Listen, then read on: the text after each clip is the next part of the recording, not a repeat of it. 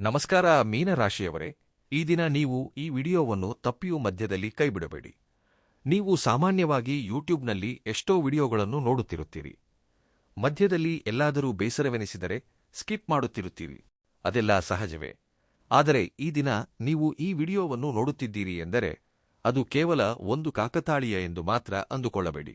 ನೀವು ಈ ಥಂಬ್ನೈಲ್ ನೋಡಿ ಕ್ಲಿಕ್ ಮಾಡಿದ್ದೀರಿ ಎಂದರೆ ಆ ಪರಮೇಶ್ವರನೇ ನಿಮ್ಮನ್ನು ಈ ವಿಡಿಯೋ ನೋಡುವಂತೆ ಮಾಡಿ ನಿಮ್ಮ ಜೀವನದಲ್ಲಿ, ನಿಮ್ಮ ಮನೆಯಲ್ಲಿ, ನಿಮ್ಮ ಕಣ್ಣೆದುರೇ ನಡೆಯುತ್ತಿರುವ ಒಂದು ಅತಿದೊಡ್ಡ ಅಪಾಯದ ಬಗ್ಗೆ ನಿಮಗೆ ಮೊದಲೇ ಎಚ್ಚರಿಸುತ್ತಿದ್ದಾನೆ ಎಂದು ನೀವು ಖಚಿತವಾಗಿ ನಂಬಬೇಕು. ಈ ದಿನ ನೀವು ಈ ಮಾತುಗಳನ್ನು ಪೂರ್ತಿಯಾಗಿ ಕೇಳದೆ ಮಧ್ಯದಲ್ಲಿ ಬಿಟ್ಟು ಹೊರಟು ಹೋದರೆ ನಿಮ್ಮ ಜೀವನದಲ್ಲಿ ನಡೆಯುತ್ತಿರುವ ಒಂದು ಅತಿದೊಡ್ಡ ರಹಸ್ಯವನ್ನು ನೀವು ಎಂದಿಗೂ ತಿಳಿದುಕೊಳ್ಳಲು ಸಾಧ್ಯವಾಗುವುದಿಲ್ಲ.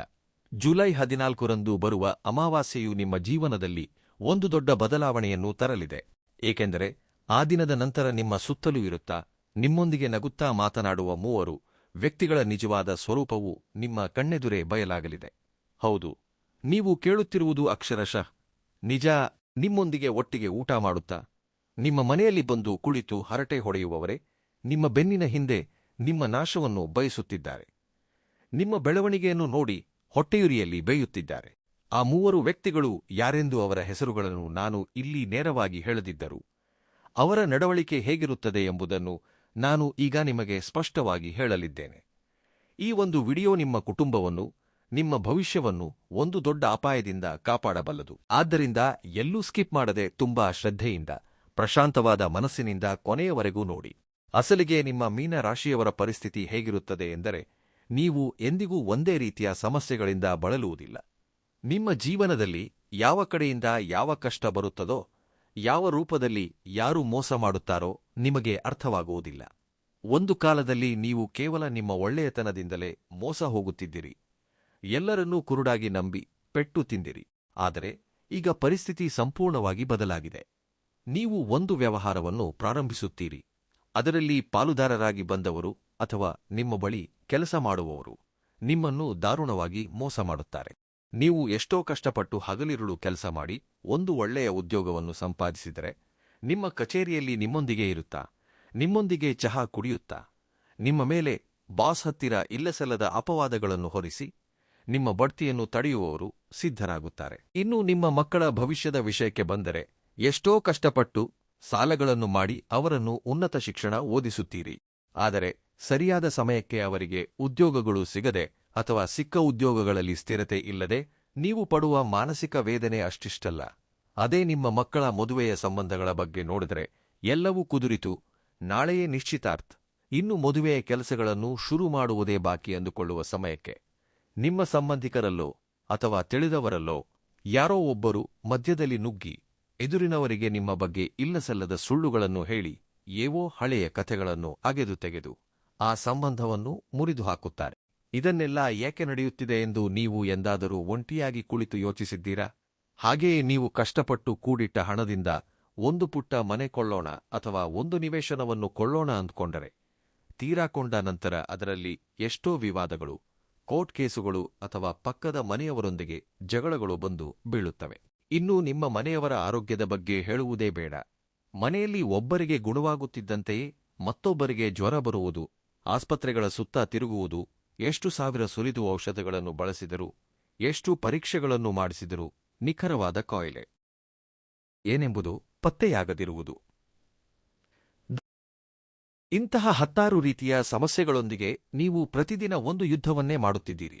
ಈ ಎಲ್ಲ ಸಮಸ್ಯೆಗಳಿಗೆ ಕಾರಣ ನಿಮ್ಮ ಜಾತಕದಲ್ಲಿ ಗ್ರಹಗಳು ಅನುಕೂಲಿಸದಿರುವುದು ಮಾತ್ರವಲ್ಲ, ನಿಮ್ಮ ಸುತ್ತಲಿರುವ ಆ ಮೂವರು ವ್ಯಕ್ತಿಗಳ ದೃಷ್ಟಿ, ಅವರ ನರದೃಷ್ಟಿ ಕೂಡ ಒಂದು ಪ್ರಧಾನ ಕಾರಣ ಎಂದು ನಮ್ಮ ಜ್ಯೋತಿಷ್ಯದ ನಂಬಿಕೆಗಳು ಮತ್ತು ನಮ್ಮ ಹಿರಿಯರ ಮಾತುಗಳು ಖಡಾಖಂಡಿತವಾಗಿ ಹೇಳುತ್ತಿವೆ.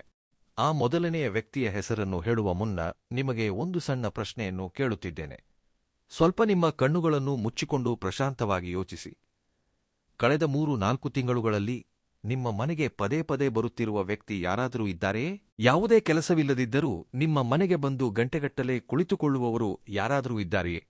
ಇದ್ದರೆ ಈಗ ನಾನು ಹೇಳಲಿರುವ ವಿಷಯಗಳನ್ನು ತುಂಬಾ ಜಾಗರೂಕರಾಗಿ ಮನಸ್ಸಿಟ್ಟು ಕೇಳಿ. ಈ ಮೊದಲನೆಯ ವ್ಯಕ್ತಿ ನಿಮ್ಮ ಸಂಬಂಧಿಕರಲ್ಲಿ ಒಬ್ಬರಾಗಿರಬಹುದು ಅಥವಾ ನಿಮ್ಮ ಸ್ನೇಹಿತರ ಮುಖವಾಡದಲ್ಲಿರುವ ನಿಮ್ಮ ಪಕ್ಕದ ಮನೆಯವರೇ ಆಗಿರಬಹುದು. ಇವರು ನಿಮ್ಮ ಮನೆಗೆ ಬರುತ್ತಿದ್ದಂತೆಯೇ ಮೊದಲು ನಿಮ್ಮ ಮನೆಯನ್ನೆಲ್ಲ ಸೂಕ್ಷ್ಮವಾಗಿ ವೀಕ್ಷಿಸುತ್ತಾರೆ. ಅವರ ನೋಟ ಎಂದಿಗೂ ಒಂದೆಡೆ ಇರುವುದಿಲ್ಲ. ಮನೆಯಲ್ಲಿ ಹೊಸದಾಗಿ ಏನು ಬಂದಿದೆ, ಯಾವ ವಸ್ತು ಎಲ್ಲಿದೆ, ಹೊಸ ಸೋಫಾ ಕೊಂಡಿದ್ದಾರಾ, ಹೊಸ ಟಿವಿ ಕೊಂಡಿದ್ದಾರಾ ಎಂದು ತುಂಬಾ ನಿಖರವಾಗಿ ಗಮನಿಸುತ್ತಾರೆ. ಮೇಲ್ನೋಟಕ್ಕೆ ಮಾತ್ರ ಎಷ್ಟೋ ಆಪ್ಯಾಯತೆಯಿಂದ ನಗುತ್ತಾ, ನಿಮ್ಮ ಆರೋಗ್ಯ ಹೇಗಿದೆ, ನಿಮ್ಮ ಮಕ್ಕಳು ಹೇಗೆ ಓದುತ್ತಿದ್ದಾರೆ, ಏನಿದು ಈಚೆಗೆ ಸಣ್ಣಗಾಗಿದ್ದೀರಿ ಎಂದು ಕೇಳುತ್ತಾರೆ. ಆದರೆ ಅವರ ನಿಜವಾದ ಉದ್ದೇಶ ನಿಮ್ಮ ಮೇಲಿನ ಪ್ರೀತಿಯಲ್ಲ. ನಿಮ್ಮ ಬ್ಯಾಂಕ್ ಬ್ಯಾಲೆನ್ಸ್ ಎಷ್ಟಿದೆ, ನೀವು ಎಲ್ಲಾದರೂ ಜಮೀನು ನಿವೇಶನಗಳನ್ನು ಕೊಳ್ಳುತ್ತಿದ್ದೀರಾ, ನಿಮ್ಮ ಮಕ್ಕಳಿಗೆ ಏನಾದರೂ ವಿದೇಶದಲ್ಲಿ ಒಳ್ಳೆಯ ಉದ್ಯೋಗ ಸಿಕ್ಕಿದೆಯೇ, ನಿಮ್ಮ ಮಗನಿಗೆ ಎಷ್ಟು ವರದಕ್ಷಿಣೆ ಬರುತ್ತದೆ, ಇಂತಹ ನಿಮ್ಮ ವೈಯಕ್ತಿಕ ವಿಷಯಗಳನ್ನು ತಿಳಿದುಕೊಳ್ಳಲು ಅವರು ಪದೇ ಪದೇ ನಿಮ್ಮ ಮನೆಗೆ ಬರುತ್ತಾರೆ. ನೀವು ಅಜಾಗರೂಕರಾಗಿ ಉದ್ವೇಗದಲ್ಲಿ ಯಾವುದಾದರೂ ಒಂದು ಶುಭವಾರ್ತೆಯನ್ನು, ಅಂದರೆ ನಮ್ಮವರಿಗೆ ಒಳ್ಳೆಯ ಕೆಲಸ ಸಿಕ್ಕಿದೆ ಎಂದೋ ಅಥವಾ ನಾವು ಕಾರು ಕೊಳ್ಳುತ್ತಿದ್ದೇವೆ ಎಂದೋ ಹೇಳಿದರೆ, ಆ ಕ್ಷಣದಲ್ಲಿ ಅವರ ಮುಖದಲ್ಲಿ ಬಣ್ಣಗಳು ಬದಲಾಗುವುದನ್ನು ನೀವು ಎಂದಾದರೂ ಗಮನಿಸಿದ್ದೀರಾ? ತುಟಿಗಳ ಮೇಲೆ ಕೃತಕವಾದ ನಗು ಇರುತ್ತದೆ, ಆದರೆ ಅವರ ಕಣ್ಣುಗಳಲ್ಲಿ ಒಂದು ವಿಚಿತ್ರವಾದ ಅಸೂಯೆ ಎದ್ದು ಕಾಣುತ್ತದೆ. ಅವರು ಮೇಲಕ್ಕೆ ಅಬ್ಬಾ, ಎಷ್ಟು ಒಳ್ಳೆಯ ವಾರ್ತೆ ಹೇಳಿದಿರಿ, ತುಂಬಾ ಸಂತೋಷ ಎಂದು ಹೇಳುತ್ತಾರೆ. ಆದರೆ ಅವರ ಮನಸ್ಸಿನಲ್ಲಿ ಮಾತ್ರ ಇವರು ಯಾಕೆ ಇಷ್ಟೊಂದು ಚೆನ್ನಾಗಿರುತ್ತಿದ್ದಾರೆ ಎನ್ನುವ ಹೊಟ್ಟೆಯುರಿ ಶುರುವಾಗುತ್ತದೆ. ಇವರು ನಿಮ್ಮ ಎದುರಿಗಿದ್ದಾಗ ನಿಮ್ಮ ಪಕ್ಕದಲ್ಲಿರುವವರನ್ನು ಹೊಗಳುತ್ತಾ ಪರೋಕ್ಷವಾಗಿ ನಿಮ್ಮನ್ನು ಕೀಳಾಗಿ ಮಾತನಾಡುತ್ತಿರುತ್ತಾರೆ. ನಿಮ್ಮ ಮನೆಯಲ್ಲಿ ಯಾವುದಾದರೂ ಸಣ್ಣ ಕಷ್ಟ ಬಂದಿದೆ ಎಂದು ತಿಳಿದರೆ ಮೇಲಕ್ಕೆ ಅಯ್ಯೋ ಪಾಪ, ಎಷ್ಟು ಕಷ್ಟ ಬಂದಿತ್ತು ನಿಮಗೆ ಎಂದು ನಾಟಕವಾಡುತ್ತಾರೆ. ಆದರೆ ಅವರು ತಮ್ಮ ಮನೆಗೆ ಹೋದ ನಂತರ ತಮ್ಮ ಕುಟುಂಬದ ಸದಸ್ಯರೊಂದಿಗೆ ಸೇರಿ ನಿಮ್ಮ ಕಷ್ಟವನ್ನು ನೋಡಿ ಎಷ್ಟೋ ಆನಂದಿಸುತ್ತಾರೆ. ಇವರೇ ನಿಮ್ಮ ಜೀವನದ ಮೊದಲ ವಿಲನ್. ಈ ಮೊದಲನೆಯ ವ್ಯಕ್ತಿ ಹೊರಸೂಸುವ ಆ ಅಸೂಯೆ, ಆ ನಕಾರಾತ್ಮಕ ಶಕ್ತಿಯಿಂದಲೇ ನೆಗೆಟಿವ್ ಎನರ್ಜಿ. ನಿಮ್ಮ ಮನೆಯಲ್ಲಿ ಯಾವಾಗಲೂ ಏನೋ ಒಂದು ಗೊಂದಲ್, ಯಾವ ಕೆಲಸವನ್ನು ಪ್ರಾರಂಭಿಸಿದರೂ ಮುಂದೆ ಸಾಗದ ಪರಿಸ್ಥಿತಿ, ಯಾರಿಗೂ ಮನಃಶಾಂತಿ ಇಲ್ಲದ ವಾತಾವರಣ ಉಂಟಾಗುತ್ತದೆ. ಒಂದು ಬಾರಿ ನಿಮ್ಮ ಮನಸ್ಸಿನ ಆಳಕ್ಕೆ ಇಳಿದು ಯೋಚಿಸಿ. ನಿಮ್ಮ ಮನಸ್ಸಿನಲ್ಲಿ ಈ ಪಾಟಿಗೆ ಅವರ ರೂಪ ಮೂಡಿರುತ್ತದೆ. ಹೌದು, ನೀವು ಯಾರನ್ನೂ ಈಗ ನೆನಪಿಸಿಕೊಂಡಿದ್ದೀರೋ ನಿಮ್ಮ ಅನುಮಾನ 100ಕ್ಕೆ 100 ನಿಜ. ಆದರೆ ಅಸಲಿ ವಿಷಯವನ್ನು ಇನ್ನೂ ಹೇಳಿಲ್ಲ. ಇಲ್ಲೇ ಬಹಳಷ್ಟು ಜನರು ಮಾಡುವ ತಪ್ಪು ಏನೆಂದರೆ ಇದನ್ನೆಲ್ಲ ಕೇವಲ ಕಾಕತಾಳೀಯ ಎಂದು ತಳ್ಳಿಹಾಕುತ್ತಾರೆ.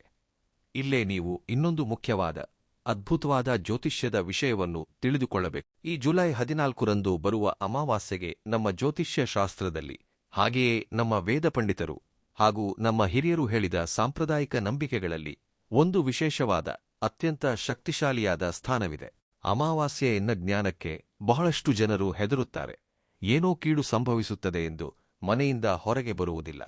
ನಿಜಕ್ಕೆ ಜ್ಯೋತಿಷ್ಯ ಶಾಸ್ತ್ರದ ನಂಬಿಕೆಗಳ ಪ್ರಕಾರ ಅಮಾವಾಸ್ಯೆಯ ದಿನದಂದು ಸೂರ್ಯ ಮತ್ತು ಚಂದ್ರ ಒಂದೇ ಸರಳ ರೇಖೆಯ ಮೇಲೆ ಬರುತ್ತಾರೆ, ಅಂದರೆ ಒಂದೇ ಡಿಗ್ರಿಯಲ್ಲಿ ಸಂಧಿಸುತ್ತಾರೆ. ನಮ್ಮ ಶಾಸ್ತ್ರಗಳ ಪ್ರಕಾರ ಚಂದ್ರನು ಮನಸ್ಸಿಗೆ ಕಾರಕ, ಅಂದರೆ ನಮ್ಮ ಆಲೋಚನೆಗಳನ್ನು ನಿಯಂತ್ರಿಸುವವನು. ಹಾಗೆಯೇ ಸೂರ್ಯನು ನಮ್ಮ ಆತ್ಮಕ್ಕೆ, ನಮ್ಮ ಪ್ರಾಣಶಕ್ತಿಗೆ ಕಾರಕ ಎಂದು ನಮ್ಮ ಗ್ರಂಥಗಳು ಹೇಳುತ್ತವೆ. ಈ ಇಬ್ಬರು ಅತ್ಯಂತ ಶಕ್ತಿಶಾಲಿ ಗ್ರಹಗಳು ಒಂದೇ ಜಾಗದಲ್ಲಿ ಸೇರಿದಾಗ ಭೂಮಿಯ ಮೇಲೆ ಒಂದು ವಿಚಿತ್ರವಾದ, ನಮ್ಮ ಕಣ್ಣಿಗೆ ಕಾಣಿಸದ ಶಕ್ತಿ ಉಂಟಾಗುತ್ತದೆ ಎಂದು ನಮ್ಮ ಪೂರ್ವಜರು ಹೇಳುತ್ತಿರುತ್ತಾರೆ. ಇದು ಕೇವಲ ಪುರಾಣಗಳ ಮಾತಲ್ಲ. ಭೂಮಿಯ ಮೇಲಿರುವ ಮಹಾಸಮುದ್ರಗಳಲ್ಲಿ ಅಮಾವಾಸ್ಯೆಯ ದಿನ ಅಲೆಗಳು ಹೇಗೆ ಉಗ್ರವಾಗಿ ಎದ್ದೇಳುತ್ತವೆಯೋ, ಮನುಷ್ಯನ ಶರೀರದಲ್ಲಿರುವ ನೀರಿನ ಶೇಕಡಾವಾರು ಪ್ರಮಾಣದ ಮೇಲೆಯೂ ಮನುಷ್ಯನ ಮನಸ್ಸಿನ ಮೇಲೆಯೂ ಈ ಅಮಾವಾಸ್ಯೆಯು ಅದೃಶ್ಯವಾಗಿ ತೀವ್ರವಾದ ಪ್ರಭಾವವನ್ನು ಬೀರುತ್ತದೆ. ಅದಕ್ಕಾಗಿಯೇ ಅಮಾವಾಸ್ಯೆಯ ದಿನ ಮನುಷ್ಯನ ಭಾವೋದ್ವೇಗಗಳು ಅತ್ಯಂತ ತೀವ್ರವಾಗಿರುತ್ತವೆ. ಮುಖ್ಯವಾಗಿ ಕತ್ತಲು ಹೆಚ್ಚಾದಂತೆಲ್ಲ ಪ್ರತಿಕೂಲ ಶಕ್ತಿಗಳು, ಅಂದರೆ ಇತರರಿಗೆ ಹಾನಿ ಮಾಡಬೇಕೆಂಬ ಆಲೋಚನೆಗಳು ತುಂಬಾ ಚುರುಕಾಗುತ್ತವೆ ಎಂಬುದು ನಮ್ಮ ಸಾಂಪ್ರದಾಯಿಕ ನಂಬಿಕೆ. ನಿಮ್ಮ ಸುತ್ತಲಿರುವ ವ್ಯಕ್ತಿಗಳ ಮನಸ್ಸುಗಳು ನಿಮ್ಮ ಮೇಲಿಟ್ಟಿರುವ ದ್ವೇಷ, ನಿಮ್ಮ ಬೆಳವಣಿಗೆಯನ್ನು ನೋಡಿ ಅವರು ಪಡುವ ಅಸೂಯೆ, ಇವೆಲ್ಲವೂ ಈ ಅಮಾವಾಸ್ಯೆಯ ಸಮಯದಲ್ಲಿ ಇಮ್ಮಡಿಯಾಗುತ್ತವೆ. ಆ ಸಮಯದಲ್ಲಿ ಅವರು ನಿಮ್ಮ ಬಗ್ಗೆ ಮಾಡುವ ಕೆಟ್ಟ ಆಲೋಚನೆಗಳು ನೇರವಾಗಿ ಒಂದು ಅದೃಶ್ಯ ಶಕ್ತಿಯಂತೆ, ಒಂದು ಬಾಣದಂತೆ ಬಂದು ನಿಮ್ಮ ಕುಟುಂಬವನ್ನು ತಾಕುತ್ತವೆ. ಇದನ್ನು ನಾನು ನಿಮ್ಮನ್ನು ಹೆದರಿಸಲು ಸ್ವತಃ ಕಲ್ಪಿಸಿ ಹೇಳುತ್ತಿರುವುದಲ್ಲ. ಸಾವಿರಾರು ವರ್ಷಗಳ ಹಿಂದೆಯೇ ಗ್ರಹಗಳ ಗತಿಯನ್ನು ಲೆಕ್ಕ ಹಾಕಿದ ನಮ್ಮ ಮಹರ್ಷಿಗಳು ಜ್ಯೋತಿಷ್ಯದ ನಂಬಿಕೆಗಳ ಪ್ರಕಾರ ಮೊದಲಿನಿಂದಲೂ ಹೇಳುತ್ತಿರುವ ಸತ್ಯ. ಆದ್ದರಿಂದ ಈ ಜುಲೈ 14ರ ಅಮಾವಾಸ್ಯೆಯ ಸಮಯದಲ್ಲಿ ನೀವು ಎಷ್ಟೋ ಜಾಗರೂಕರಾಗಿ ಹಾಗೂ ಎಚ್ಚರಿಕೆಯಿಂದ ಇರಬೇಕು. ಈಗ ಆ ಎರಡನೆಯ ವ್ಯಕ್ತಿಯ ಬಗ್ಗೆ ನೀವು ಖಚಿತವಾಗಿ ತಿಳಿದುಕೊಳ್ಳಬೇಕಾದ ಸಮಯ ಬಂದಿದೆ. ಈ ಒಂದು ವಿಷಯವನ್ನು ಕೇಳದೆ ವಿಡಿಯೋವನ್ನು ಮುಂದೆ ಸಾಗಿಸಬೇಡಿ. ಏಕೆಂದರೆ ಈ ವ್ಯಕ್ತಿ ನಿಮಗೆ ತಿಳಿಯದಂತೆ ನಿಮ್ಮ ಜೀವನದಲ್ಲಿ ಒಂದು ಸೈಲೆಂಟ್ ಕಿಲ್ಲರ್ ತರಹ ಕೆಲಸ ಮಾಡುತ್ತಿದ್ದಾನೆ. ಈ ಎರಡನೆಯ ವ್ಯಕ್ತಿ ನಿಮ್ಮ ವೃತ್ತಿ ಜೀವನಕ್ಕೆ ಅಥವಾ ನಿಮ್ಮ ವ್ಯವಹಾರಕ್ಕೆ, ನಿಮ್ಮ ಆರ್ಥಿಕ ವಹಿವಾಟುಗಳಿಗೆ ಸಂಬಂಧಿಸಿದ ವ್ಯಕ್ತಿಯಾಗಿರುತ್ತಾನೆ. ಒಂದೇ ಕಚೇರಿಯಲ್ಲಿ ನಿಮ್ಮ ಪಕ್ಕದ ಸೀಟಿನಲ್ಲಿ ಕುಳಿತು ನಿಮ್ಮೊಂದಿಗೆ ಒಟ್ಟಿಗೆ ಊಟ ಮಾಡುವ ಸಹೋದ್ಯೋಗಿಯಾಗಿರಬಹುದು, ಅಥವಾ ನಿಮ್ಮ ವ್ಯವಹಾರಕ್ಕೆ ಹತ್ತಿರವಾಗಿರುತ್ತಾ ನಿಮ್ಮಂತಹದ್ದೇ ವ್ಯವಹಾರವನ್ನು ಮಾಡುತ್ತಾ ನಿಮ್ಮೊಂದಿಗೆ ಸ್ಪರ್ಧಿಸುವ ವ್ಯಕ್ತಿಯಾಗಿರಬಹುದು. ಇವರ ಅತಿ ದೊಡ್ಡ ಸಮಸ್ಯೆ ಏನೆಂದರೆ, ನೀವು ಪ್ರಾಮಾಣಿಕವಾಗಿ ಕಷ್ಟಪಟ್ಟು ಬೆಳವಣಿಗೆ ಹೊಂದುತ್ತಿದ್ದರೆ ಅವರಿಗೆ ರಾತ್ರಿ ವೇಳೆ ನಿದ್ದೆ ಬರುವುದಿಲ್ಲ. ನೀವು ಕಚೇರಿಯಲ್ಲಿ ನಿಮ್ಮ ಬಾಸ್ ಹತ್ತಿರ ಒಳ್ಳೆಯ ಹೆಸರು ತಂದುಕೊಂಡು ಒಂದು ಪ್ರಾಜೆಕ್ಟ್ ಯಶಸ್ವಿಗೊಳಿಸಿದರೆ ಇವರು ಪಕ್ಕದಲ್ಲೇ ಇದ್ದು ಹೋಗಿ ನಿಮ್ಮ ಮೇಲೆ ಇಲ್ಲಸಲ್ಲದ ಚಾಡಿಗಳನ್ನು ಹೇಳುತ್ತಾರೆ. ಅವನು ಕೆಲಸ ಮಾಡುವುದಿಲ್ಲ ಸರ್, ಎಲ್ಲವನ್ನೂ ನಾನೇ ಮಾಡಿದ್ದು ಎಂದು ನಿಮ್ಮ ಶ್ರೇಯಸ್ಸನ್ನೆಲ್ಲ ಕ್ರೆಡಿಟ್ ಇವರು ದೋಚುತ್ತಾರೆ. ನೀವು ವ್ಯವಹಾರದಲ್ಲಿ ಒಂದು ಹೊಸ ಹೆಜ್ಜೆ ಇಡೋಣ, ಒಂದು ಹೊಸ ಶಾಖೆಯನ್ನು ಬ್ರಾಂಚ್ ತೆರೆಯೋಣ ಎಂದು ಪ್ರಯತ್ನಿಸಿದರೆ ಅದು ಹೇಗೆ ವಿಫಲವಾಗಬೇಕು ಎಂದು ಇವರು ಕತ್ತಲಿನಲ್ಲಿ ಸಂಚು ರೂಪಿಸುತ್ತಾರೆ. ಇವರು ನಿಮ್ಮ ಬಳಿ ಬಂದಾಗ ಮಾತ್ರ ಮೇಲ್ನೋಟಕ್ಕೆ ನಿಮಗೆ ಎಷ್ಟೋ ಸಲಹೆಗಳನ್ನು ನೀಡುತ್ತಿರುವಂತೆ ನಟಿಸುತ್ತಾರೆ. ನಿಮ್ಮ ಒಳ್ಳೆಯದಕ್ಕೆ ಹೇಳುತ್ತಿದ್ದೇನೆ ಗೆಳೆಯ, ಆ ಕೆಲಸ ಮಾಡಬೇಡ, ಅದರಲ್ಲಿ ನಷ್ಟ ಬರುತ್ತದೆ ಎಂದು ಎಷ್ಟೋ ನಂಬಿಕೆಯಿಂದ ನಿಮ್ಮ ಭುಜದ ಮೇಲೆ ಕೈ ಹಾಕಿ ಧೈರ್ಯ ತುಂಬುತ್ತಾರೆ. ಆದರೆ ತೀರಾ ನೋಡಿದರೆ ಅವರು ಹೇಳಿದ ಸಲಹೆಯನ್ನು ಪಾಲಿಸಿದರೆ ನಿಮಗೇ ನಷ್ಟವಾಗುತ್ತದೆ. ಆ ಕೆಲಸವನ್ನು ಅವರು ಸದ್ದಿಲ್ಲದೆ ಮಾಡಿಕೊಂಡು ಲಾಭ ಪಡೆಯುತ್ತಾರೆ. ನಿಮ್ಮಲ್ಲಿರುವ ಆತ್ಮವಿಶ್ವಾಸವನ್ನು, ನೀವು ಏನನ್ನಾದರೂ ಸಾಧಿಸಬಲ್ಲಿರಿ ಎಂಬ ನಿಮ್ಮ ಧೈರ್ಯವನ್ನು ಕುಗ್ಗಿಸುವುದೇ ಈ ಎರಡನೆಯ ವ್ಯಕ್ತಿಯ ಪ್ರಧಾನ ಲಕ್ಷಣ. ನಿಮ್ಮ ಕೈಗೆ ಬರಬೇಕಾಗಿದ್ದ ಲಕ್ಷಾಂತರ ರೂಪಾಯಿ ಹಣ ಮಧ್ಯದಲ್ಲೇ ಕಾರಣವಿಲ್ಲದೆ ನಿಂತು ಹೋಗಲು, ನೀವು ಎಷ್ಟೇ ಕಷ್ಟಪಟ್ಟರೂ ಸೂಕ್ತ ಗುರುತು ಸಿಗದಿರಲು ಈ ವ್ಯಕ್ತಿಯೇ ಪ್ರಧಾನ ಕಾರಣ. ಇವರ ಕಣ್ಣುಗಳು, ಇವರ ದೃಷ್ಟಿ ಯಾವಾಗಲೂ ನಿಮ್ಮ ಸಂಪಾದನೆಯ ಮೇಲೆಯೇ ಇರುತ್ತವೆ. ನೀವು ಎಷ್ಟು ಖರ್ಚು ಮಾಡುತ್ತಿದ್ದೀರಿ, ನಿಮ್ಮ ಮಕ್ಕಳಿಗೆ ಎಷ್ಟು ಬೇಕೋ ಅಷ್ಟು ಖರ್ಚು ಮಾಡುತ್ತಿದ್ದೀರಲ್ಲವೇ, ಎಂತಹ ವಾಹನದಲ್ಲಿ ಓಡಾಡುತ್ತಿದ್ದಾರೆ ಎಂಬುದೇ ಇವರ ನಿರಂತರ ಪರಿಶೀಲನೆ. ಇಂತಹ ವಿಷಯ ಕಾರುವ ವ್ಯಕ್ತಿ ನಿಮ್ಮ ಸುತ್ತಲಿದ್ದಾನೆ ಎಂಬ ಕಹಿ ನಿಜವನ್ನು ನೀವು ಎಷ್ಟು ಬೇಗ ಗ್ರಹಿಸಿದರೆ ಅಷ್ಟು ಒಳ್ಳೆಯದು. ನಿಮ್ಮ ವ್ಯವಹಾರಕ್ಕೆ ಅಷ್ಟು ಸುರಕ್ಷಿತ. ಈ ಇಬ್ಬರೂ ವ್ಯಕ್ತಿಗಳು ಒಂದು ಕಡೆಯಾದರೆ, ಈಗ ನಾನು ಹೇಳಲಿರುವ ವಿಷಯವನ್ನು ಕೇಳಿದರೆ ನೀವು ಆಶ್ಚರ್ಯಪಡುತ್ತೀರಿ. ಏಕೆಂದರೆ ಈ ಲಕ್ಷಣಗಳು ನಿಮ್ಮ ಮನೆಯಲ್ಲಿ ಖಚಿತವಾಗಿ ಪ್ರತಿದಿನ ನಡೆಯುತ್ತಲೇ ಇರಬಹುದು. ನಿಮ್ಮ ಮನೆಯಲ್ಲಿ ಕೆಲವು ವಿಚಿತ್ರವಾದ, ಮನಸ್ಸಿಗೆ ಕಷ್ಟವನ್ನುಂಟು ಮಾಡುವ ಘಟನೆಗಳು ನಡೆಯುತ್ತಿವೆಯೋ ಇಲ್ಲವೋ ಒಂದು ಬಾರಿ ನೀವು ಪ್ರಶಾಂತವಾಗಿ ಕುಳಿತು ತಾಳೆ ನೋಡಿ. ಸಾಂಪ್ರದಾಯಿಕ ನಂಬಿಕೆಗಳ ಪ್ರಕಾರ ಕೆಲವರು ಈ ಲಕ್ಷಣಗಳನ್ನು ಪ್ರತಿಕೂಲ ಶಕ್ತಿಗಳೊಂದಿಗೆ, ಅಂದರೆ ನರದೃಷ್ಟಿ ಅಥವಾ ಕೆಟ್ಟ ಗಾಳಿಗಳೊಂದಿಗೆ ಜೋಡಿಸುತ್ತಾರೆ. ಆದರೆ ಇಲ್ಲಿ ನೀವು ಒಂದು ವಿಷಯವನ್ನು ಗಮನಿಸಬೇಕು. ಇಂತಹ ಸಮಸ್ಯೆಗಳಿಗೆ ಯಾವಾಗಲೂ ಮಾಟಮಂತ್ರಗಳೇ ಕಾರಣವಾಗಿರುವುದಿಲ್ಲ. ಇವುಗಳಿಗೆ ಸಾಮಾನ್ಯ ಜೀವನದ ಕಾರಣಗಳು ಕೂಡ ಇರಬಹುದು ಎಂಬ ವಿಷಯವನ್ನು ಕೂಡ ನೀವು ಸಮತೋಲನದಿಂದ ಯೋಚಿಸಬೇಕು. ಉದಾಹರಣೆಗೆ, ನಿಮ್ಮ ಮನೆಯ ವಾತಾವರಣ ಯಾವಾಗಲೂ ಏನೋ ಒಂದು ಉದ್ವಿಗ್ನತೆಯಿಂದ, ಒಂದು ಯುದ್ಧದ ವಾತಾವರಣದಂತೆ ಇರುತ್ತದೆಯೇ? ನೀವು ಕಚೇರಿಯಿಂದ ಎಷ್ಟೋ ಸುಸ್ತಾಗಿ ಬಂದು ಪ್ರಶಾಂತವಾಗಿ ಸ್ವಲ್ಪ ಸಮಯ ವಿಶ್ರಾಂತಿ ಪಡೆಯೋಣ ಎಂದು ಮನೆಗೆ ಬರುತ್ತೀರಿ. ಆದರೆ ಬಾಗಿಲು ತೆರೆದು ಒಳಗೆ ಹೆಜ್ಜೆ ಇಡುತ್ತಿದ್ದಂತೆಯೇ ಏನೋ ತಿಳಿಯದ ಕಿರಿಕಿರಿ ನಿಮ್ಮಲ್ಲಿ ಶುರುವಾಗುತ್ತದೆಯೇ? ಯಾರ ಮುಖ ನೋಡಿದರೂ ಕೋಪ ಬರುತ್ತದೆಯೇ? ಹಿಂದೆ ಎಷ್ಟೋ ಪ್ರೀತಿಯಿಂದ ಇದ್ದ ಹೆಂಡತಿ ಗಂಡನ ಮಧ್ಯೆ ಈಗ ಯಾವುದೇ ಕಾರಣವಿಲ್ಲದೆ ಸಣ್ಣಪುಟ್ಟ ವಿಷಯಗಳಿಗೂ ಗಂಟೆಗಟ್ಟಲೆ ವಾದಗಳು ನಡೆಯುತ್ತಿದ್ದಾವೆಯೇ? ರಾತ್ರಿ ವೇಳೆ ಯಾರಿಗೂ ಸರಿಯಾಗಿ ನಿದ್ದೆ ಬಾರದಿರುವುದು, ಮಗ್ಗುಲು ಬದಲಿಸಿದರೂ ಆಲೋಚನೆಗಳೇ ಬರುವುದು, ಒಂದು ವೇಳೆ ನಿದ್ದೆ ಹೋದರೂ ಏವೋ ಭಯಾನಕವಾದ ಕೆಟ್ಟ ಕನಸುಗಳು ಬರುವುದು, ಯಾರೋ ಮುಖ ತಿಳಿಯದ ವ್ಯಕ್ತಿಗಳು ಬೆನ್ನಟ್ಟಿ ಮುನ್ನುಗ್ಗುತ್ತಿರುವಂತೆ, ಗಂಟಲು ಹಿಸುಕುತ್ತಿರುವಂತೆ ಅನಿಸುವುದು, ನಿದ್ದೆಯಲ್ಲಿ ಬೆಚ್ಚಿಬೀಳುವುದು ನಡೆಯುತ್ತಿದೆಯೇ? ಹಾಗೆಯೇ ನಿಮ್ಮ ಕೈಗೆ ಎಷ್ಟು ಹಣ ಬಂದರೂ ಅದು ಎಲ್ಲಿಗೆ ಹೋಗುತ್ತದೋ ತಿಳಿಯದೆ ಮಾಯವಾಗಿ ಹೋಗುತ್ತಿದೆಯೇ? ಅಕಸ್ಮಾತಾಗಿ ಏನೋ ಒಂದು ಅನಾವಶ್ಯಕವಾದ ಖರ್ಚು ಬಂದು ಬೀಳುವುದು, ಮುಖ್ಯವಾಗಿ ವೈದ್ಯಕೀಯಕ್ಕೆ ಸಂಬಂಧಿಸಿದ ಖರ್ಚುಗಳು ವಿಪರೀತವಾಗಿ ಹೆಚ್ಚಾಗುವುದನ್ನು ನೀವು ಗಮನಿಸುತ್ತಿದ್ದೀರಾ? ಮನೆಯಲ್ಲಿ ಒಬ್ಬರು ಚೇತರಿಸಿಕೊಳ್ಳುವಷ್ಟರಲ್ಲಿ ಮತ್ತೊಬ್ಬರು ಹಾಸಿಗೆ ಹಿಡಿಯುವುದು, ಎಷ್ಟು ಆಸ್ಪತ್ರೆಗಳನ್ನು ತಿರುಗಿದರೂ ಸರಿಯಾದ ಕಾಯಿಲೆ ಏನೆಂದು ಪತ್ತೆಯಾಗದಿರುವಂತಹವು ನಡೆಯುತ್ತಿದ್ದಾವೆಯೇ? ಮನಸ್ಸಿನಲ್ಲಿ ಯಾವಾಗಲೂ ಏನೋ ತಿಳಿಯದ ಭಯ, ನಾಳೆ ಏನಾಗುತ್ತದೋ, ಮಕ್ಕಳ ಭವಿಷ್ಯ ಏನಾಗುತ್ತದೋ ಎಂಬ ತೀವ್ರವಾದ ಆತಂಕ ನಿಮ್ಮನ್ನು ಕಾಡುತ್ತಿದೆಯೇ? ಇವೆಲ್ಲವೂ ಸಾಮಾನ್ಯವಾಗಿ ನೀವು ತೆಗೆದುಕೊಳ್ಳುವ ಮಾನಸಿಕ ಒತ್ತಡದಿಂದ ಅಥವಾ ಮನೆಯ ವಾತಾವರಣದ ಬದಲಾವಣೆಗಳಿಂದ ಕೂಡ ಆಗಬಹುದು. ಆದರೆ ಅವೆಲ್ಲವೂ ಒಂದೇ ಬಾರಿಗೆ ಸಾಲಾಗಿ ಇದ್ದಕ್ಕಿದ್ದಂತೆ ನಿಮ್ಮ ಮನೆಯಲ್ಲಿ ವಿಪರೀತವಾಗಿ ನಡೆಯುತ್ತಿವೆ ಎಂದರೆ ಮಾತ್ರ ಜ್ಯೋತಿಷ್ಯದ ನಂಬಿಕೆಗಳ ಪ್ರಕಾರ ನಿಮ್ಮ ಮೇಲೆ ಯಾರೋ ಬಲವಾದ ನರದೃಷ್ಟಿಯನ್ನು ಪ್ರಯೋಗಿಸಿದ್ದಾರೆ ಎಂದು ಯಾರೋ ನಿಮ್ಮ ವಿನಾಶವನ್ನು ತೀವ್ರವಾಗಿ ಬಯಸುತ್ತಿದ್ದಾರೆ ಎಂದು ನಾವು ಅನುಮಾನಿಸಲೇಬೇಕಾಗುತ್ತದೆ. ಈಗ ಹೇಳಲಿರುವ ವಿಷಯ ನಿಮ್ಮ ಎದೆಯಲ್ಲಿ ಖಚಿತವಾಗಿ ನಡುಕ ಹುಟ್ಟಿಸುತ್ತದೆ. ಈ ಮೂರನೆಯ ವ್ಯಕ್ತಿಯ ಬಗೆಗಿನ ಮಾಹಿತಿ ನಿಮಗೆ ಎಷ್ಟೋ ಮುಖ್ಯವಾದುದು. ಈ ಮೂರನೆಯ ವ್ಯಕ್ತಿ ಮತ್ಯಾರೋ ಅಲ್ಲ, ಎಲ್ಲೋ ದೂರದಲ್ಲಿ ಇರುವವನಲ್ಲ. ಬಹುಶಃ ಇವರು ನಿಮ್ಮ ಮನೆಯ ಪಕ್ಕದಲ್ಲೇ ಇರುವ ನಿಮ್ಮ ನೆರೆಹೊರೆಯವರು ಇರಬಹುದು, ಅಥವಾ ನಿಮ್ಮ ಎದುರು ಮನೆಯಲ್ಲಿ ಇರುತ್ತಾ ನಿಮ್ಮ ಮನೆಯ ವಿಷಯಗಳನ್ನು ನಿರಂತರವಾಗಿ ಗಮನಿಸುವ ಒಂದು ರಹಸ್ಯ ಶತ್ರು ಇರಬಹುದು. ಇವರಿಗೆ ನಿಮ್ಮೊಂದಿಗೆ ಯಾವುದೇ ರಕ್ತ ಸಂಬಂಧವಾಗಲಿ, ನಿಮ್ಮೊಂದಿಗೆ ಅವರಿಗೆ ಯಾವುದೇ ವ್ಯವಹಾರದ ಸಂಬಂಧವಾಗಲಿ, ಕನಿಷ್ಠ ಪರಿಚಯ ಕೂಡ ಹೆಚ್ಚಾಗಿ ಇರುವುದಿಲ್ಲ. ಆದರೆ ನಿಮ್ಮ ಮನೆ ನೋಡಿದರೆ, ನಿಮ್ಮ ಸಂತೋಷ ನೋಡಿದರೆ ಅವರಿಗೆ ಒಂದು ರೀತಿಯ ಹೇಳಲಾರದಷ್ಟು ಕುಹಕ. ಬೆಳಿಗ್ಗೆಯೇ ನಿಮ್ಮ ಮಕ್ಕಳು ಎಷ್ಟೋ ಸುಂದರವಾಗಿ ತಯಾರಾಗಿ ನಗುತ್ತಾ ಶಾಲೆಗೆ ಹೋಗುತ್ತಿದ್ದರೆ, ಇವರು ತಮ್ಮ ಬಾಗಿಲಿನ ಮರೆಯಿಂದ ವಿಚಿತ್ರವಾಗಿ ಕಣ್ಣುಗಳಲ್ಲಿ ಕೆಂಡ ಸುರಿಯುತ್ತಾ ನೋಡುತ್ತಿರುತ್ತಾರೆ. ನಿಮ್ಮ ಮನೆಯಲ್ಲಿ ಹಬ್ಬದ ವಾತಾವರಣವಿದ್ದು ನೆಂಟರಿಷ್ಟರಿಂದ ಮನೆಯೆಲ್ಲ ಕೋಲಾಹಲವಾಗಿದ್ದರೆ, ಅವರ ಮನೆಯಲ್ಲಿ ಏನೋ ದೊಡ್ಡ ವಿಷಾದ ಆವರಿಸಿಕೊಂಡಿರುವಂತೆ ಭಾವಿಸುತ್ತಾರೆ. ನಿಮ್ಮ ಮನೆಗೆ ಯಾರಾದರೂ ಹೊಸ ವ್ಯಕ್ತಿಗಳು ಬಂದರೂ, ಕೊರಿಯರ್ ಬಾಯ್ ಬಂದರೂ ಸರಿ, ಅವರು ಯಾರು, ಎಲ್ಲಿಂದ ಬಂದರು, ಆ ಬಾಕ್ಸ್ನಲ್ಲಿ ಏನಿದೆ ಎಂದು ಆರಾ ಬಿಡುವವರೆಗೂ ಇವರಿಗೆ ರಾತ್ರಿ ಊಟ ಸೇರುವುದಿಲ್ಲ. ನಮ್ಮ ಸಾಂಪ್ರದಾಯಿಕ ನಂಬಿಕೆಗಳ ಪ್ರಕಾರ ಪ್ರಪಂಚದಲ್ಲಿ ಎಷ್ಟೋ ರೀತಿಯ ಪ್ರಯೋಗಗಳು ಇದ್ದರೂ ಎಲ್ಲಕ್ಕಿಂತ ವೇಗವಾಗಿ ಕೆಲಸ ಮಾಡುವುದು ಅತ್ಯಂತ ಅಪಾಯಕಾರಿಯಾದ ಪ್ರಯೋಗ ನರದೃಷ್ಟಿ. ಇದನ್ನೇ ದೃಷ್ಟಿದೋಷ ಅಥವಾ ಕಣ್ಣು ದೃಷ್ಟಿ ಎಂದು ಕೂಡ ಕರೆಯುತ್ತಾರೆ. ಒಬ್ಬ ಮನುಷ್ಯ ಮತ್ತೊಬ್ಬ ಮನುಷ್ಯನ ಬೆಳವಣಿಗೆಯನ್ನು ನೋಡಿ ಸಹಿಸದೆ ಹಲ್ಲು ಕಡಿಯುತ್ತಾ ನೋಡುವ ನೋಟಕ್ಕೆ ಕಪ್ಪು ಬಂಡೆಗಲ್ಲುಗಳು ಕೂಡ ಒಡೆದು ಹೋಗುತ್ತವೆ ಎಂದು ನಮ್ಮ ಹಿರಿಯರು ಎಷ್ಟೋ ಅನುಭವದಿಂದ ಹೇಳುತ್ತಾರೆ. ಈ ಮೂರನೇ ವ್ಯಕ್ತಿ ನಿಮ್ಮ ಮನೆಯ ಮೇಲೆ, ನಿಮ್ಮ ವಾಹನಗಳ ಮೇಲೆ, ನಿಮ್ಮ ಮಕ್ಕಳ ಮೇಲೆ ಹಾಕುವ ಆ ಕಣ್ಣು ದೃಷ್ಟಿಯಿಂದಲೇ ನಿಮ್ಮ ಮನೆಯಲ್ಲಿ ವಸ್ತುಗಳು ಪದೇ ಪದೇ ಕಾರಣವಿಲ್ಲದೆ ಹಾಳಾಗುವುದು, ಹಾಲು ಪದೇ ಪದೇ ಕೆಳಗೆ ಉಕ್ಕಿ ಹರಿಯುವುದು, ಮನೆಯ ಮುಂದಿರುವ ಗಿಡಗಳು ಇದ್ದಕ್ಕಿದ್ದಂತೆ ಒಣಗಿ ಹೋಗುವುದು, ದೇವರ ಕೋಣೆಯಲ್ಲಿ ಕನ್ನಡಿಗಳು ಒಡೆದು ಹೋಗುವುದು, ಇಂತಹವು ನಡೆಯುತ್ತಿರುತ್ತವೆ. ಅವರ ಅಸೂಯೆ, ಅವರ ಕುಹಕದ ದೃಷ್ಟಿಯೇ ನಿಮ್ಮ ಮನೆಯ ಮೇಲೆ ಕೆಲಸ ಮಾಡುತ್ತಿರುವ ಅಸಲಾದ ಅತ್ಯಂತ ಭಯಾನಕ ಮಾಟಮಂತ್ರ. ಈ ಕೆಟ್ಟ ದೃಷ್ಟಿಯೇ ನಿಮ್ಮನ್ನು, ನಿಮ್ಮ ಕುಟುಂಬವನ್ನು ಯಾವುದೇ ಕೆಲಸದಲ್ಲೂ ಮುಂದೆ ಹೋಗದಂತೆ ತಡೆಯುತ್ತಿರುವ ಅತಿದೊಡ್ಡ ಅದೃಶ್ಯ ಸರಪಳಿಗಳು. ಇದನ್ನೆಲ್ಲ ಕೇಳಿದ ನಂತರ ನೀವು ತೀವ್ರವಾಗಿ ಹೆದರಿ ಹೋಗಿ ಆತಂಕಗೊಂಡು ನಿಮ್ಮ ಆರೋಗ್ಯವನ್ನು ಹಾಳು ಮಾಡಿಕೊಳ್ಳಬೇಕಾದ ಅಗತ್ಯವೇನೂ ಇಲ್ಲ. ನಾನು ಈ ವಿಷಯಗಳನ್ನು ಹೇಳಿದ್ದು ನಿಮ್ಮನ್ನು ಹೆದರಿಸಲು ಅಲ್ಲ, ನಿಮ್ಮನ್ನು ಎಚ್ಚರಿಸಲು ಮಾತ್ರ.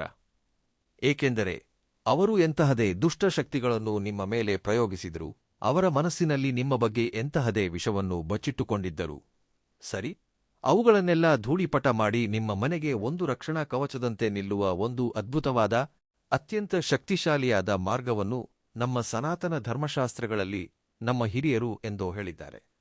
ಆ ಸಣ್ಣ ಪರಿಹಾರ ಏನೆಂಬುದನ್ನು, ಅದನ್ನು ಹೇಗೆ ಮಾಡಬೇಕೆಂಬುದನ್ನು ನಾನು ಈಗ ನಿಮಗೆ ಕೂಲಂಕಷವಾಗಿ ವಿವರವಾಗಿ ಹೇಳುತ್ತೇನೆ. ಜುಲೈ 14ರ ಅಮಾವಾಸ್ಯೆಯ ದಿನ ಬೆಳಿಗ್ಗೆ ಸೂರ್ಯ ಉದಯಿಸುವುದಕ್ಕಿಂತ ಮುಂಚೆಯೇ, ಅಂದರೆ ಬ್ರಹ್ಮ ಮುಹೂರ್ತದಲ್ಲಿ ನಿದ್ದೆಯಿಂದ ಏಳಿ. ಎದ್ದ ತಕ್ಷಣ ನಿಮ್ಮ ಇಡೀ ಮನೆಯನ್ನು ಸ್ವಚ್ಛಗೊಳಿಸಿ.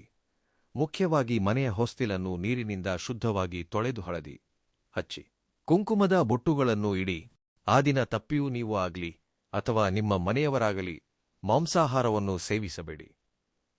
ಮೊಟ್ಟೆಯನ್ನೂ ಕೂಡ ಮುಟ್ಟಬೇಡಿ.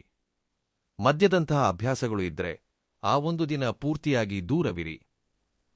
ಆ ದಿನ ಸಾತ್ವಿಕ ಆಹಾರ ಅಂದರೆ ಈರುಳ್ಳಿ, ಬೆಳ್ಳುಳ್ಳಿ ಇಲ್ಲದ ಊಟವನ್ನು ಮಾತ್ರ ತೆಗೆದುಕೊಳ್ಳಿ. ಬೆಳಿಗ್ಗೆ ತಲೆಸ್ನಾನ ಮಾಡಿದ ನಂತರ ಒಗೆದ ಶುಭ್ರವಾದ ಬಟ್ಟೆಗಳನ್ನು ಧರಿಸಿ ನಿಮ್ಮ ಪೂಜಾ ಮಂದಿರದಲ್ಲಿ ಒಂದು ಹೊಸ ಮಣ್ಣಿನ ಹಣತೆಯನ್ನು ತೆಗೆದುಕೊಳ್ಳಿ. ಹಳೆಯದನ್ನು ಬಳಸಬಾರದು. ಅದರಲ್ಲಿ ಸ್ವಲ್ಪ ಶುದ್ಧವಾದ ಎಳ್ಳೆಣ್ಣೆಯನ್ನು ಹಾಕಿ. ಜ್ಯೋತಿಷ್ಯದ ನಂಬಿಕೆಗಳ ಪ್ರಕಾರ ಎಳ್ಳೆಣ್ಣೆಗೆ ಸುತ್ತಮುತ್ತಲಿರುವ ಪ್ರತಿಕೂಲ ಶಕ್ತಿಗಳನ್ನು, ಕೆಟ್ಟ ಗಾಳಿಯನ್ನು ತನ್ನೊಳಗೆ ಹೀರಿಕೊಳ್ಳುವ ಅದ್ಭುತವಾದ ಶಕ್ತಿ ಇರುತ್ತದೆ.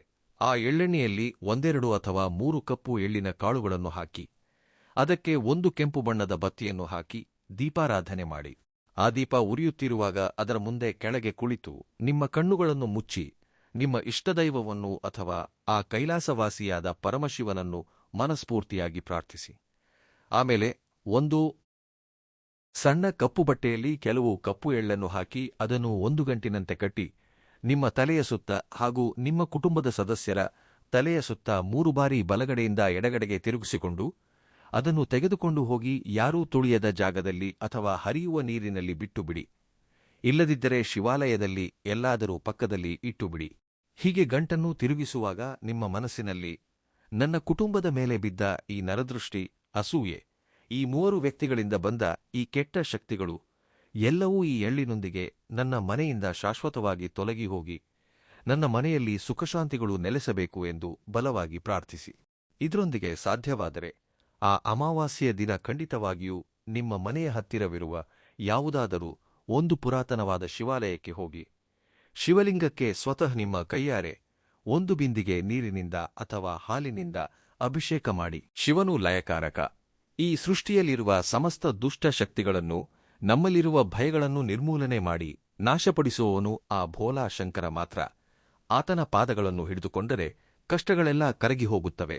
ಹಾಗೆಯೇ ಗುಡಿಯಲ್ಲಿ ಅಥವಾ ನಿಮ್ಮ ಮನೆಯಲ್ಲಿ ಪೂಜೆಯ ಸಮಯದಲ್ಲಿ ಮಹಾಮೃತ್ಯುಂಜಯ ಮಂತ್ರವನ್ನು ಅಂದರೆ ಓಂ ತ್ರ್ಯಂಬಕಂ ಯಜಾಮಹೇ ಸುಗಂಧಿಂ ಪುಷ್ಟಿವರ್ಧನಂ ಉರ್ವಾರುಕಮಿವ ಬಂಧನಾನ್ ಮೃತ್ಯೋರ್ ಮುಕ್ಷೀಯ ಮಾಮೃತಾತ್ ಎಂಬ ಈ ಮಹಾಶಕ್ತಿಶಾಲಿ ಮಂತ್ರವನ್ನು ಕನಿಷ್ಠ 11 ಬಾರಿ ಜಪಿಸಿ.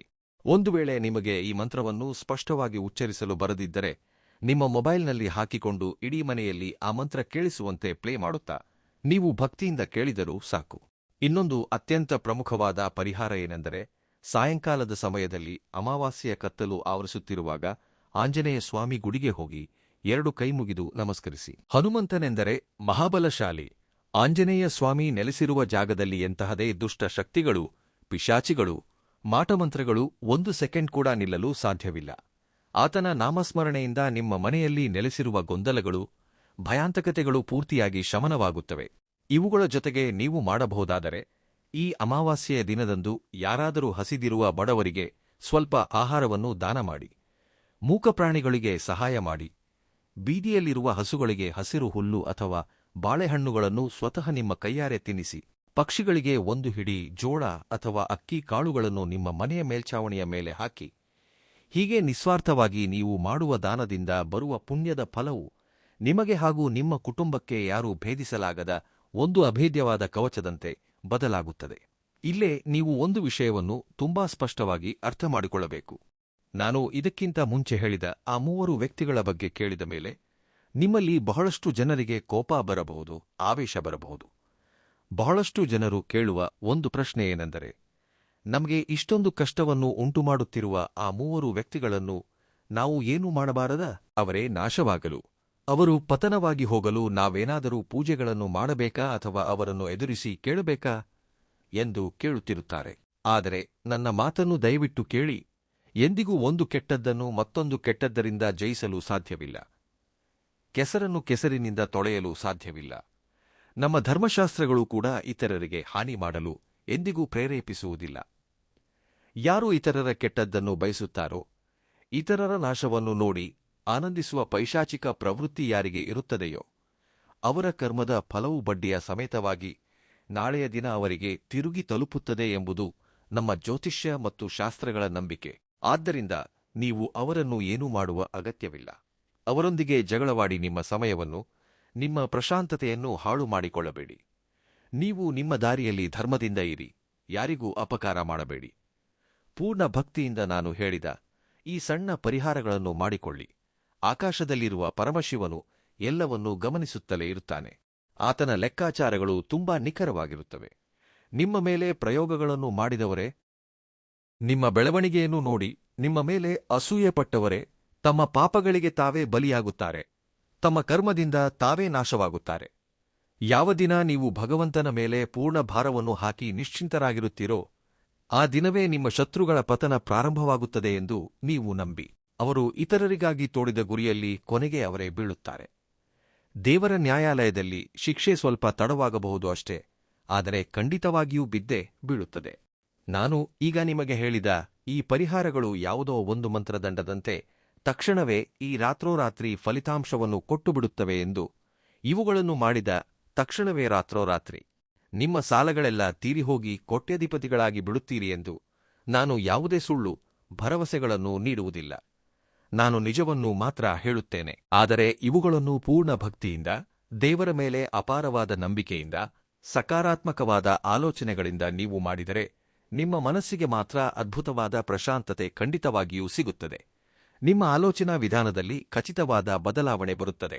ನಿಮ್ಮಲ್ಲಿ ಸುಪ್ತವಾಗಿರುವ ಒಂದು ಹೊಸ ಆತ್ಮವಿಶ್ವಾಸ, ಒಂದು ತಿಳಿಯದ ಧೈರ್ಯ ಅಣೆಕಟ್ಟು ಒಡೆದಂತೆ ಬರುತ್ತದೆ. ಯಾರೋ ಏನೋ ಮಾಡುತ್ತಾರೆ ಎಂದು ಹೆದರುವುದನ್ನು ಬಿಟ್ಟು ಜೀವನದಲ್ಲಿ ಧೈರ್ಯವಾಗಿ ಮುಂದೆ ಹೆಜ್ಜೆ ಇಡುತ್ತೀರಿ. ಆ ಸಕಾರಾತ್ಮಕ ದೃಷ್ಟಿಕೋನವೇ ನಿಮ್ಮ ಭವಿಷ್ಯವನ್ನು ಅದ್ಭುತವಾಗಿ ಬದಲಾಯಿಸುತ್ತದೆ. ಯಾವುದೇ ದುಷ್ಟ ಶಕ್ತಿಯಾಗಲಿ, ಎಂತಹದೇ ಮಾಟಮಂತ್ರವಾಗಲಿ, ಒಳಗಡೆ ಹೆದರುವವರನ್ನು, ಬಲಹೀನರನ್ನು ಮಾತ್ರ ಹೆದರಿಸುತ್ತದೆ. ನೀವು ಶಿವನನ್ನು ನಂಬಿ ಧೈರ್ಯವಾಗಿ ನಿಂತರೆ ಯಾವ ಶಕ್ತಿಯೂ ನಿಮ್ಮ ಹತ್ತಿರಕ್ಕೂ ಬರಲು ಸಾಧ್ಯವಿಲ್ಲ. ಮೀನ ರಾಶಿಯವರೇ, ನೀವು ಎಷ್ಟೋ ಒಳ್ಳೆಯವರು, ಕರುಣಾಮಯಿಗಳು. ನಿಮ್ಮಲ್ಲಿರುವ ಆ ಅಮಾಯಕತೆಯನ್ನು, ಆ ಒಳ್ಳೆಯತನವನ್ನು ಯಾರೂ ಕಸಿದುಕೊಳ್ಳಲು ಸಾಧ್ಯವಿಲ್ಲ. ಹಿಂದೆ ನಿಮ್ಮ ಜೀವನದಲ್ಲಿ ನಡೆದ ಮೋಸಗಳನ್ನು, ನಿಮಗೆ ನಡೆದ ಅನ್ಯಾಯಗಳನ್ನು ನೆನಪಿಸಿಕೊಂಡು ಇನ್ನು ಮುಂದೆ ಅಳಬೇಡಿ, ಬೇಸರಪಡಬೇಡಿ. ಈ ಬರಲಿರುವ ಜುಲೈ 14ರ ಅಮಾವಾಸ್ಯೆಯು ನಿಮ್ಮ ಜೀವನದಲ್ಲಿರುವ ಸಮಸ್ತ ಕತ್ತಲನ್ನು ದೂರ ಮಾಡಿ ನಿಮ್ಮ ಕುಟುಂಬದಲ್ಲಿ ಒಂದು ಹೊಸ ಬೆಳಕನ್ನು ತರಲಿ ಎಂದು ನಾನು ಕೋರುತ್ತೇನೆ. ಭಯಕ್ಕಿಂತ ದೇವರ ಮೇಲಿನ ವಿಶ್ವಾಸ ಎಷ್ಟೋ ದೊಡ್ಡದು. ಯಾರೂ ಎಷ್ಟೇ ಸಂಚು ರೂಪಿಸಿದರೂ ಆ ದೇವರ ಆಶೀರ್ವಾದ ನಿಮಗಿದ್ದರೆ ನಿಮ್ಮನ್ನು ಯಾರೂ ಏನೂ ಮಾಡಲು ಸಾಧ್ಯವಿಲ್ಲ ಎಂದು ನಂಬಿ ಸ್ವಲ್ಪ ತಾಳ್ಮೆಯಿಂದ ಇರಿ. ನಿಮ್ಮ ಕಷ್ಟಗಳೆಲ್ಲ ಶೀಘ್ರದಲ್ಲೇ ತೀರಿ ಹೋಗುತ್ತವೆ. ನಿಮ್ಮ ಮನೆ ಮತ್ತೆ ಆನಂದದ ನಗುಗಳಿಂದ ಕಳೆಕಟ್ಟುತ್ತದೆ. ಇನ್ನು ಕೊನೆಯದಾಗಿ, ಈ ಅಮಾವಾಸ್ಯೆ ಮುಗಿಯುವುದರೊಳಗೆ ನಿಮ್ಮ ಜೀವನದಲ್ಲಿ ಒಂದು ಸಣ್ಣ ಸಂಕೇತ ಖಂಡಿತವಾಗಿಯೂ ಕಾಣಿಸುತ್ತದೆ.